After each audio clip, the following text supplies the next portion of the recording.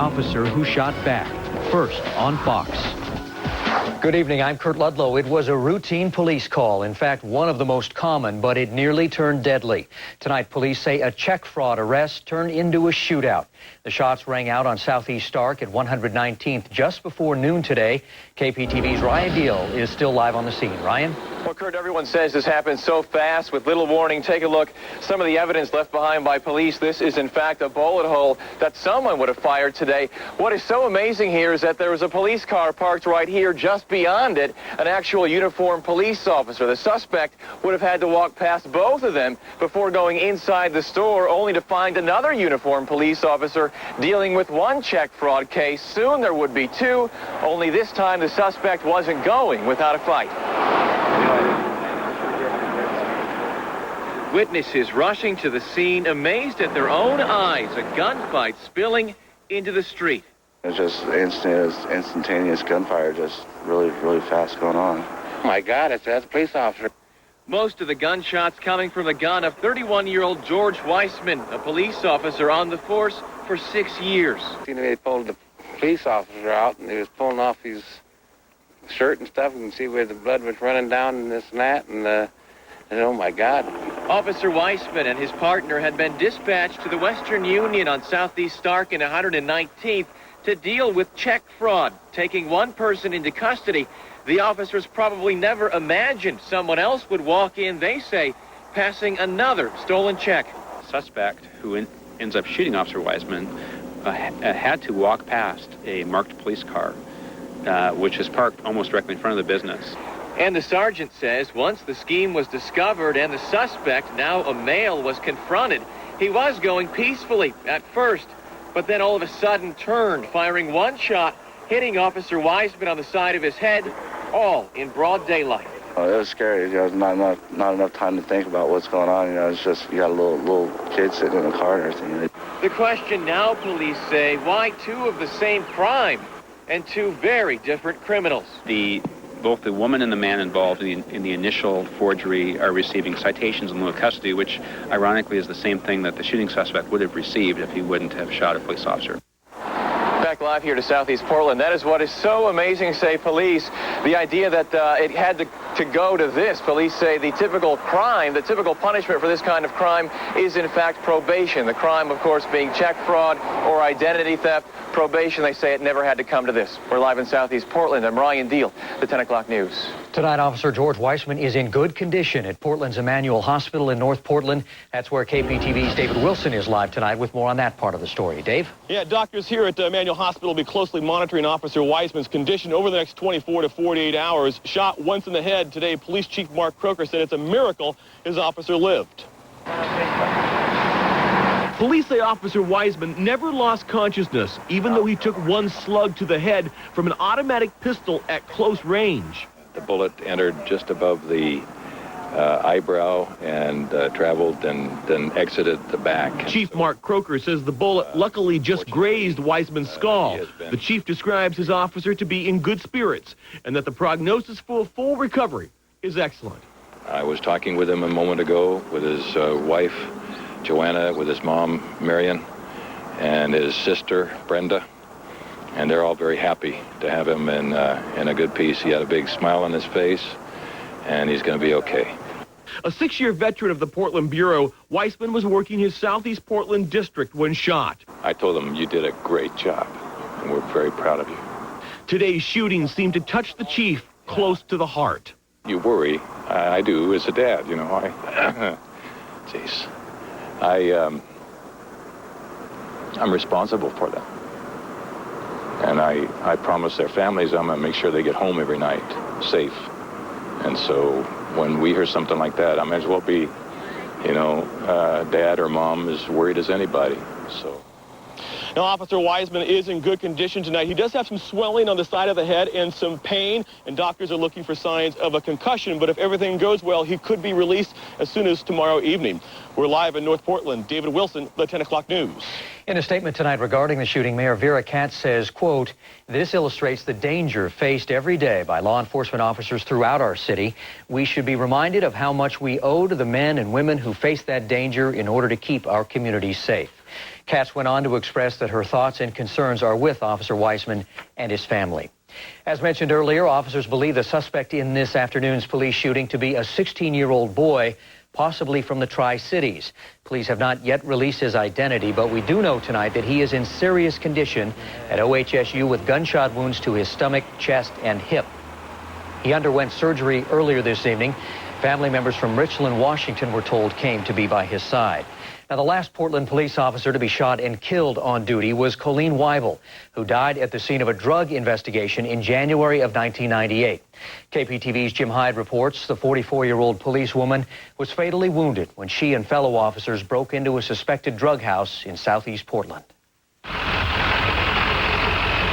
On January 27, 1998, members of the Police Drug and Vice Division burst in the front door of a house at Southeast 111th and Division after no one answered their knock at the door.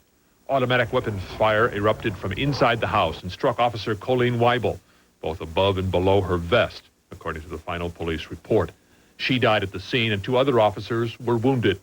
The special weapons team launched tear gas into the house and captured 37-year-old Steve Dons, who neighbors say grew marijuana and stockpiled weapons. Officers prayed for their dead and wounded colleagues. She's a well-respected officer, a veteran from the police bureau who's worked with a lot of different agencies and is well-known and liked. And our hearts go out to her and our prayers are with her and her family. The scene of Officer Weibel's death is less than 2 miles from the 119th and Stark address, where Officer George Weissman was wounded today. Colleen Weibel was the first female police officer ever killed in the line of duty and the last to die by gunfire from a criminal suspect. In Southeast Portland, Jim Hyde, the 10 o'clock news. Officers Jim Hudson and Kim Keist recovered from their wounds in the 1998 shooting that killed Colleen Weibel. A month after the shooting, Stephen Don strangled himself with a bedsheet in the county jail. Be sure to stay tuned to Fox 12 Oregon for continuing coverage of the Portland shootout. We'll have the latest this weekend on the 10 o'clock news. New information tonight in the case of a Central Point woman found murdered in her home.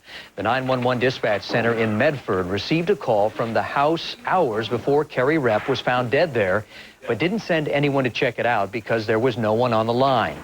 Repp's father found his pregnant daughter there dead hours after the first call and again called 911. Carrie's husband, Gary Jr., faces murder charges. He pleaded not guilty.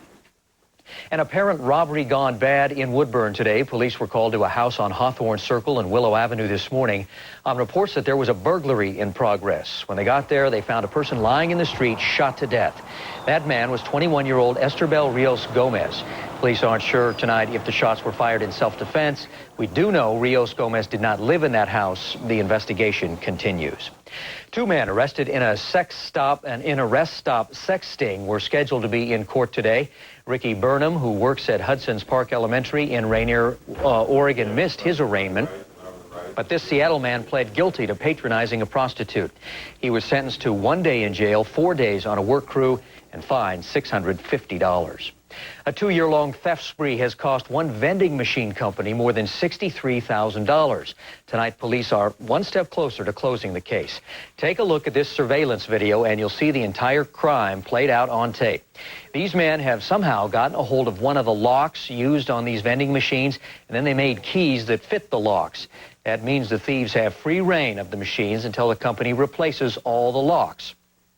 As you can see, these are pretty clear shots of the guys the police are looking for, and they'll hope you'll be on the lookout too. Not to confront these people. There was a couple that was arrested in Scappoose within the last month, and they had weapons in their possession. So I would encourage people not to try to play the hero and confront these people themselves. More than 160 break-ins have been reported in Hillsborough, Portland, Beaverton, and Vancouver. The owner of one of the Northwest's best-known beer and wine stores was indicted today on charges of arson in a fire that destroyed it just over a year ago. Tom Calkins owned the Burlingame Grocery in southwest Portland. The store burned down on September 18th of last year. Calkins had been under suspicion for some time, though he denied he had anything to do with the fire. The store was well known for its wide selection of beer and wine, carrying 400 kinds of beer and more than 2,000 wine labels. The search continues tonight for 4 U.S. Navy crew members missing after their F-18 jets crashed into the Pacific Ocean. It happened about 70 miles off the coast of California around 9:30 this morning. The jets were taking part in a training exercise from Lemoore Naval Air Station. There were no reports of any trouble before the jets went down. Tonight, the Coast Guard is searching through the wreckage. They're currently searching a debris field about 1.5 miles from the initial incident area. It's about 1 mile in diameter. It's debris and oil slick. And our search area is about a 10 square mile area, but that will expand as we continue to search for survivors. 6 other planes flew over the site to try and spot the crew members today. They didn't see anything. The Navy says this is the first crash ever involving a Super Hornet. A graduate of George Fox University is missing after the terrorist bombings in Bali. Megan Heffernan was in a shopping area near the nightclubs when the blast took place. She hasn't been seen or heard from since. Megan teaches English at a college in South Korea and had been vacationing in Bali with friends. One of Heffernan's friends was found dead by her husband after the bombing. The other is missing. Heffernan graduated from George Fox in 1999 with a degree in communication arts. Coming up, the search for the serial sniper. Police in the Washington, D.C. area discover a white rental van with a rifle shell casing inside. Is it a solid clue or a fluke? We have the latest in a live report. Also, a bizarre case of a crime of passion. A wife accused of biting her husband to death because he wouldn't sleep with her. A strange sex story just ahead. And the Vatican makes a surprising and controversial ruling when it comes to sex abuse in Catholic priests. We have the latest. And one of Oregon's most infamous environmentalists indicted tonight. Find out why Trey Arrow is in trouble again. And Mark Nelson here in the Weather Center. What a change today. The clouds moved in and stuck around most of the day. Take a look at the high temperature today. We only made it up to 60. That was down 16 degrees in just one day. Well, we've got some rain coming up, and I'll explain why the clouds didn't disappear either. The forecast in about 15 minutes. The World Series is alive. Barry Bonds faces the defining moment of his career as the Giants look to Barry Gloss and the Cinderella Angels. Tomorrow on Fox 12 Oregon. This Saturday, finally, a sale so great, it's worth waking up for. It's the 15-hour sale at Meyer & Frank, where you'll save 25 to 50% store-wide. From the newest looks in suede and leather sportswear to mattresses. Find great deals on the amazing new Stain Defender Dockers, only $34.99. Stop by our Clinique counter for a free gift with purchase. Plus, take 40 to 50% off everything for Halloween. Look for our special Preview Day Friday and 15% off bonus coupons on your entire sale or clearance purchase. The 15-hour sale is this Saturday at Meyer & Frank. We're facing a global population crisis, and the solution will save you thousands right now at Car Chevy World. Massive overstock means drastic discounts have been made on over 500 vehicles, including the all-new Duramax diesel, which means every Chevy is now an unbelievably low $99 over dealer invoice. You get back all rebates, dealer incentives, holdback amounts, and advertising costs. You pay only $99 over invoice, where salaried salespeople see it your way. Every Chevy now just $99 over dealer invoice. Car Chevy World, Beaverton, Canyon Road, 1 block west of Murray. It was a heat-of-the-moment crime that landed this woman behind bars. The threat that turned deadly, coming up on the 10 o'clock news.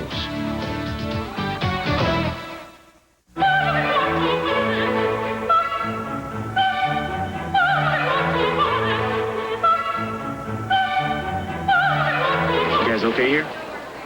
Really into TVs? Then get into Best Buy and check out our huge selection of the brands you want. And if you purchase by October 19th, you'll pay no interest for 18 months. That's interest-free payments on every TV, from digital to plasma, for a full year and a half. Sweet. Best Buy. Go ahead. Turn on the fun.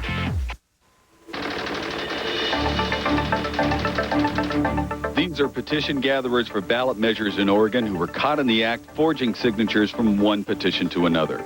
They do it because they can sell signatures for money.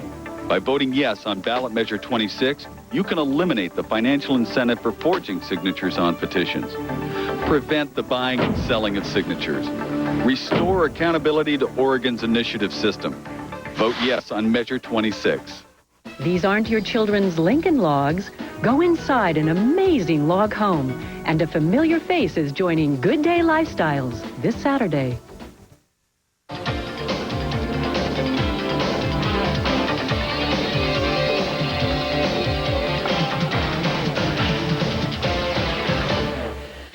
Tonight, a possible break in the case of the Beltway sniper. Police say they found a shell casing inside a white rental van. Fox's Mike Emanuel is in Rockville, Maryland tonight with the latest on the D.C. shooting spree. Mike? Well, Kurt, it's too early to say for sure if this is a big break or not in the sniper case, but tonight, cops are searching a white truck looking for evidence. Investigators in the Beltway sniper case have recovered a box truck with the shell casing inside. The truck was apparently returned to a rental agency near Washington's Dulles Airport. The significance, witnesses described a box truck like this one as a sniper getaway vehicle. Cops have taken this man into custody for being a phony witness of Monday night's sniper shooting. 37-year-old Matthew Dowdy is accused of lying to police. He was taken into custody without incident and was charged with making a false statement to a police officer during the course of an investigation. That is a Class 2 misdemeanor, and it carries with it a penalty of up to 6 months in jail or up to $1,000 fine, either or both. Investigators returned to many of the sniper crime scenes to look for any clues left behind. Cops in the D.C. area are anxious for leads that might lead them to the killer. The so-called Beltway sniper has shot 11, killing 9 and wounding 2 others. Police say anybody with vital information about the sniper, perhaps fearing for their lives, will be protected and should come forward. We will do everything in our power to hold that information confidential, to protect that witness. We have state witness protection. We have federal witness protection. The sniper last struck Monday night. As the days go by, many try to figure out why this cold-blooded murderer hasn't tried to kill again. The sniper's pattern has been to not shoot on the weekends. Obviously, folks here in the D.C. area hope that trend continues until the sniper can be brought to justice. Kurt? Mike Emanuel live, thank you. As of tonight, there are 9 confirmed deaths caused by the serial sniper. Here's a brief look at each of the victims. The first person killed was 55-year-old James Martin. He was shot October 2nd in the parking lot of a grocery store. Several people were killed on October 3rd. 39-year-old James Sonny Buchanan was the first person murdered that day. He was mowing his lawn around 8 in the morning when he was killed. About a half an hour later, Prem Kumar Walekar was gunned down at a mobile gas station. He was 54 years old. A half hour after that, 34-year-old Sarah Ramos died from a single gunshot to the head while she was sitting on a park bench. Just over an hour after Ramos died, 25-year-old Lori Lewis Rivera was killed at a Shell gas station while she was vacuuming out her minivan. The last shooting on October 3rd claimed the life of 72-year-old Pascal Charlot. He was gunned down while crossing a city street. 2 people were shot on October 4th and 7th, a woman and a boy. Both of them lived. Then on October 9th, 53-year-old Dean Myers was shot and killed while pumping gas at a Sunoco. 2 days later, another deadly shooting at a gas station. 53-year-old Kenneth Bridges was killed filling up his car at an Exxon station. The latest victim is Linda Franklin. She was shot October 14th, this past Monday, in a parking garage at a Virginia Home Depot store. At this time, she is the last victim of the serial sniper. Be sure to keep it right here on Fox 12 Oregon for continuing coverage of the hunt for the serial sniper. We'll have the latest this weekend on the 10 o'clock news. Vancouver schools were locked down after a bus driver spotted a man in fatigues carrying a rifle walking near Sifton Elementary School. Police searched the area but couldn't find the man. Then later, the guy himself called police and told them he was the one they were looking for. Turns out he'd been walking to a friend's house with his gun to go hunting. A pregnant woman is killed in a car accident in Boring this afternoon. The car she was riding in swerved out of control and hit a guardrail along Southeast Foster Road. Kristen Elise Sequist died on impact. She was 7 months pregnant. Her baby also died. The man who was driving the car walked away from the crash. Anthony James Kent is his name. He was driving with a suspended Oregon driver's license. More arson charges tonight against members of the Earth Liberation Front. Jacob Sherman and Michael Scarpitti, also known as Trey Arrow, were charged with 4 felonies in the fire that destroyed 3 Ross Island sand and gravel cement trucks on April 15th of last year.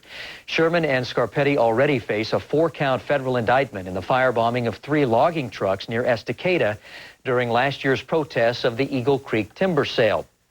Sherman is free pending trial, but Scarpitti remains a fugitive.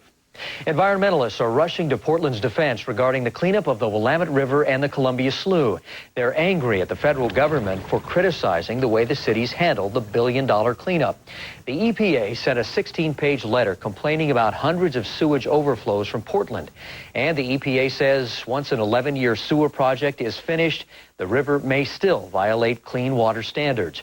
Environmentalists from Willamette Riverkeeper and the Rivers Foundation of America say state and federal budget cuts have prevented the city from dealing with the problem. If you live in Multnomah County, the tax bill is in the mail, and if you're a citizen of Portland, expect the property tax levy to cost you 4.9% more than last year. For a Portland house with an assessed value of $150,000, that pencils out to $3,180. Within Multnomah County, the rates vary because properties are located within various school, water, fire, and other local taxing districts. Correct. Once people get their bill, they can look at the real market value that's shown, and if they believe it's incorrect, they can appeal anytime from now until December 31st. The property tax can be paid in 3 installments. The first is due on November 15th. Another clear and cool night in the Rose City. Take a look at I-5 and Barber. It looks like there is some rain on the way, though. Mark will be in soon. But look at his pinpoint forecast. Also, a little girl forced to hold this sign in public for not doing well in school. Is this a good punishment or child abuse? You decide a bit later. Plus, when animals attack, this zoo lion goes on a rampage when the 10 o'clock news returns. Bill Bradbury, raising taxes on working women. What's he thinking? Doesn't he understand? Bradbury pushed for a new sales tax and voted 7 times to raise my gas taxes. He voted 11 times to raise my income taxes. Who has time for that? Gordon Smith, real tax relief for middle-class families, marriage tax relief, and $1,000 per child tax credit. Gordon Smith, tax relief and time to breathe. Bill Bradbury, higher taxes. No matter how smart medical technology gets, there's just no substitute for the human touch. At Kaiser Permanente, instruments can help diagnose, but only these can comfort, reassure, and encourage. See, Mom, Dr. Will says I'll be okay for the playoffs. At Kaiser Permanente, you get to choose a doctor like Eddie Wills, who knows the healing power of the human touch. Cut to perfection. Coming up on the 10 o'clock news, this precious gem may change the way all diamonds are rated. Today is a great day for us. Now it's our turn to be proud. Now we get to show you what we're really made of. With action, not words. We are 55,000 very hardworking people. Going above and beyond is what we do here at Quest. One action at a time. That's our mantra. One action at a time. Same truck, new Quest. The spirit of service. For you. This is about proof. Hard work. Or work ethic. This is about straight talk. And fair value. This is the spirit of service. This is a great company. Do whatever it takes to make it work. Period. End of story. Tonight's weather report on the 10 o'clock news is brought to you in part by Lowe's Home Improvement Warehouse. Improving home improvement. Today, your home is probably your best investment. So today, there's no better time to come to Lowe's for brand name appliances. Lowe's has 250 in stock. Take one home today or we'll deliver it tomorrow. We'll even haul your old one away for free. Use your Lowe's card and pay nothing for 6 months. And Lowe's has low prices every day, guaranteed. That's our promise. Lowe's, improving home improvement. Now use your Lowe's card to buy any Energy Star washer and pay nothing for a whole year. In news from across America tonight, 3 California men are charged with murder in what's being called a hate crime killing of a cross-dressing teen. The 17-year-old victim disappeared from a party 2 weeks ago. Police say Eddie Arujo showed up at the house party as a girl named Lyda. He was beaten and killed after the other partygoers found out he was a boy. His body was discovered in a shallow grave in the Sierra foothills. His accused killers are being held without bail tonight. A Catholic priest in New York City is the victim of a vicious robbery. Police say the pastor of St. Paul the Apostle Church was attacked by a man who jumped out of a car and took his wallet. The priest was slashed in the face with a knife during the attack. It took more than 100 stitches to close the cuts to his jawline and finger. A Florida zookeeper is in critical condition tonight after he was mauled by this lion. The 61-year-old keeper is also the owner of the park.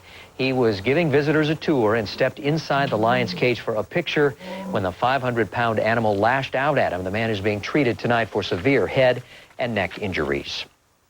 In world news tonight, another deadly attack in the Philippines. A bomb tore through a bus in suburban Manila, killing at least 3 people. Dozens of others were hurt in the explosion. No claim of responsibility for the blast yet, but the U.S. says the attack has all the signs of a terrorist attack. The Philippines has been on high alert since Saturday's bomb attack in Bali killed almost 200 people there. Family and friends of one of those killed in the Bali blast are taking solace tonight in a symbolic burial. The remains of Wayan Sukadana have yet to be identified. He was working in the Seri Club last Saturday when it exploded. So in place of a body, a small bundle of soil from the site of the blast is sprinkled with water in a gesture symbolic of the traditional washing of the body. Ceremonies like these are all too common in Bali tonight as hundreds of families wait for their loved ones to be identified. Clear skies are about to get a little wetter around here. Rain on the way to the Portland area, right, Mark? That's right, but can we salvage at least part of the weekend? That's the weather question tonight. We'll take a look at that and have a forecast for the next 7 days coming up.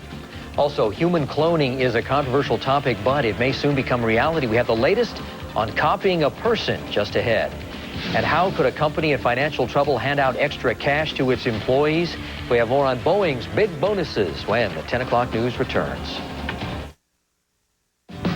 The 15-hour sale starts Saturday at Meyer & Frank. Find great prices on the hottest looks in suede and leather. And check out the low prices on the new Stain Defender Dockers at $34.99. Plus, bring your bonus coupons good on your entire sale or clearance purchase. The 15-hour sale at Meyer & Frank.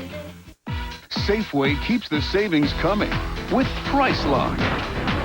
Great low prices on the groceries you use most.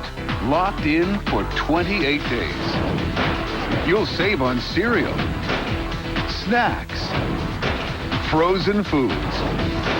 There's over 50 new Price Lock items and a total of over 100 in-store or online. Safeway's Price Lock. Now more than ever, getting big savings is a lock.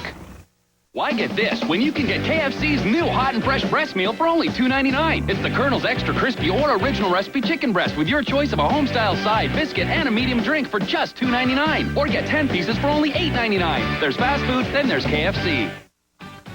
A sexual desire turns into a tortuous death. Coming up, the violent accusations against this woman that led to her husband's death.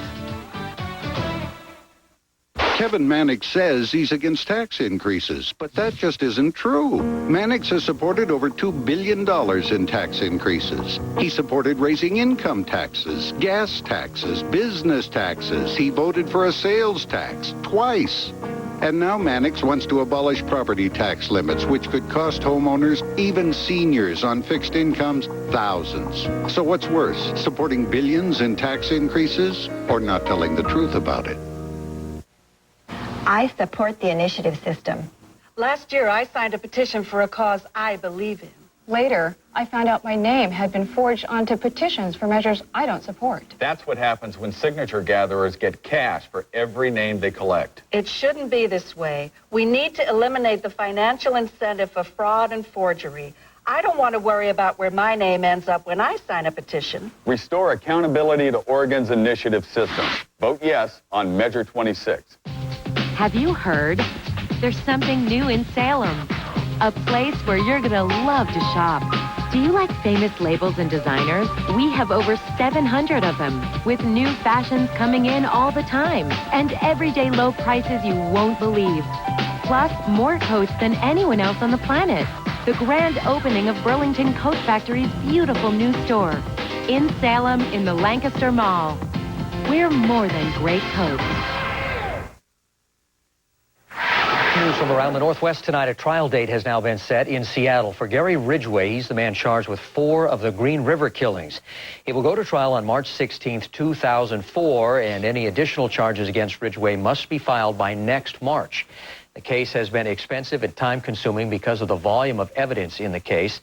There have been 49 Green River murders over the past 20 years. Boeing's economic outlook may be bleak, but that didn't stop machinists there from getting a little something extra in their paychecks today, an 8% contract bonus. The 25,000 machinists, 19,000 who work in the Puget Sound area, got an average of $3,000 apiece after taxes. That bonus is part of the union contract ratified on September 13th. The Northwest must wean itself from hydroelectric power, according to a new study. It suggests the region's economy wouldn't suffer if 4 Snake River dams were removed. The Rand Corporation says conservation and renewable resources such as wind are economically viable, but critics fault the study for failing to take into account conservation efforts already in effect. They also questioned the economics of some of the proposed conservation measures themselves. You know, for primary school students, the only thing better than a good book is an adult who will read it with them. Those elements came together today at Chief Joseph School in North Portland. The students there are being honored for bringing their reading test scores up. Nearly 90% of them are now reading at or above grade level. That's a 15% improvement over the last 3 years. The principal credits adult volunteers and a real focus on reading by students, teachers, and parents at Chief Joseph School. It's formal and informal assessments, so we can pinpoint those specific areas that children need to work on. We've worked really closely with our parents, because one of the things that's so important is to have the parents understand how important this whole notion of reading is at a very young age. Volunteers from the SMART program, Oasis Tutoring, and the county library's Books to You program are helping at schools, but as you can imagine, many more are needed. If you can help, contact the Multnomah County Commission on Children, Families, and Community.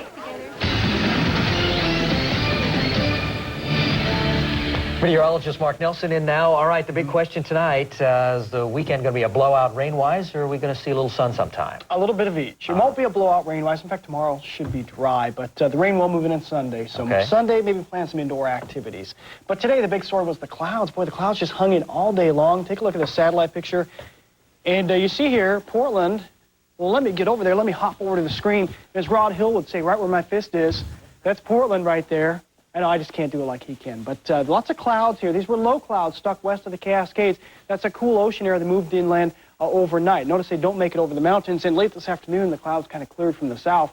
And we had a bit of clearing, but we also had a weak front passing overhead as well. The reason for the cloud cover, well, we are into the temperature inversion season from now until February. We get long nights. Cold air tends to settle down in valleys. Cold air goes downhill, and what happens is you get the moisture moving in off the ocean. Low clouds, moisture condenses into low clouds, so we had clouds over the entire northern part of the Willamette Valley, including Portland.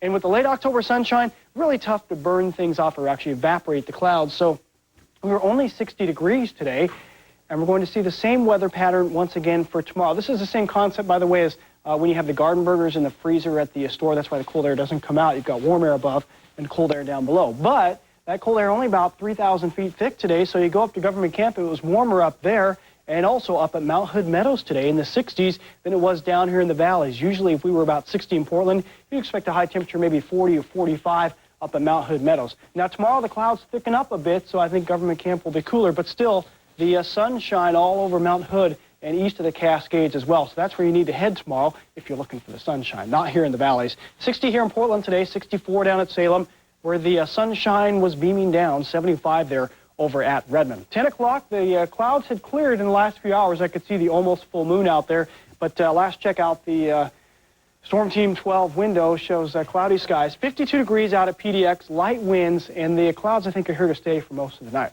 Now on top of the low clouds, we had a weak front move by. You didn't even see it because the clouds were in the way, but that's out of the picture. This front looks a little disorganized, but this will bring us, I think, just a little bit of light rain for Sunday. By tomorrow morning, though, just a thick cloud cover, I think, could produce some spots of drizzle. No real rainfall, though. The steadier rainfall holds off for Sunday morning, and even this isn't all that impressive by winter standards, but I think we could see a trace to maybe 10 to 15 hundredths of an inch anywhere in northwest Oregon, including here in the metro area, but no rain coming up, definitely, for the southern Willamette Valley or anywhere east of the Cascades. So the forecast looked like this. For the coastline, about 57 at Newport tomorrow, lots of cloud cover, also up to Lincoln City.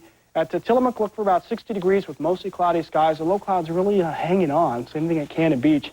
And we head up to the mouth of the Columbia River. About 58 at Long Beach with some morning drizzle. The cloud cover thick enough that you get some drizzle coming out. Also a chance for drizzle upriver at Kelso there. Look for Kelso to be mostly cloudy tomorrow for you folks, about 60 degrees. In Longview, the same thing. And then down the valley at Salem, I think we have a little better chance of a sunbreak or two down at Salem tomorrow. We'll call it 64, so just a little bit warmer, but no drizzle. And Corvallis, we'll see temperatures once again in the mid-60s as well, 64 with partly cloudy skies. Light winds just about everywhere tomorrow except in the Columbia Gorge. That'll be the one exception. The west end of the gorge from Cascade Locks and Stevenson West, you'll see a lot of cloud cover, about 62 degrees. You move east of the Cascade Crest, though, sunny skies at Hood River. Low clouds don't make it over there. And also at the Dalles, look for a high temperature tomorrow at 69 degrees, plenty of sunshine, gusty west winds coming out of the gorge, 20 to 24 miles per hour. Up in the Cascades, as I just mentioned, kind of repetitive here, but 49 at Timberline Lodge, plenty of sunshine, a few scattered high clouds, 55 at Government Camp, 74 in Central Oregon at Bend. Tomorrow, you folks see no changes east of the Cascades for tomorrow. We'll see everybody in the 70s, but once again, a chilly night. So our pinpoint forecast from the storm team, drizzle tomorrow morning, mainly in the eastern suburbs where those clouds bank up against the Cascades. Otherwise, everybody's cloudy to start with, about 50. Cloudy midday, about 56. And at 5 p.m., I think we'll top out around 60, very similar to today's weather. Now, Sunday, a different story. We do get some light rain, and that holds the temperatures in the 50s. Monday back to partly cloudy. I think the best 2 days of the next 7 will be the middle of next week, Tuesday and Wednesday. And we may have an organized weather system coming in on Thursday. You know, our long-range map's not doing so hot with this, what we call split flow, where systems come in, they kind of split apart, they don't do much. So we still can't call it a big start to the rainy season yet. I had to chuckle because you've got $1 zillion worth of equipment in the Weather Center, and the most important piece of equipment, the Storm Team 12 window. That is, you know, you can't live without a window. I love it. Thanks, Mark. Yeah. Hey, Atlantis is back safe and sound on Earth again. The space shuttle touched down today in Florida at the Kennedy Space Center after an 11-day mission to the International Space Station. While the astronauts were there, they installed a 14-ton girder on the space station, which has now grown to 180 tons. Coming up, it's a tale of murder almost too bizarre to believe. This woman faces charges for biting her husband to death, and wait till you hear why she says she did it. Another sex scandal rocks the world of professional sports. This time, it's Baseball Hall of Famer Kirby Puckett. Find out why he could end up behind bars. A mom tries to teach her kid a lesson, but now she's the one in trouble. See why some say her brand of punishment went too far. And if you've got a teenager, you know they can be moody. Now doctors say it's not just hormones that gives them an attitude, the medical reason for teen angst, when the 10 o'clock news continues. Don't be bored with gourds. Add a splash of color and make your feathered friends feel right at home. Plus, Master Gardener Jan McNeilin has all the sweet facts about berries. And she's back on TV. Welcome Ken Hoyt's new co-host, Kim Singer, this Saturday on Good Day Lifestyles.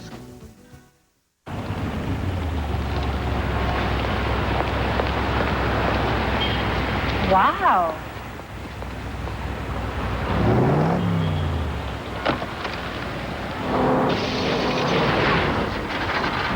Wow is right. With Dish Network, you'll get America's lowest all-digital price package. Over 50 channels for just $22.99 a month. Try getting that from cable. Wow. Visit a participating retailer today or call 1-800-333-DISH and ask about our free Dish offer.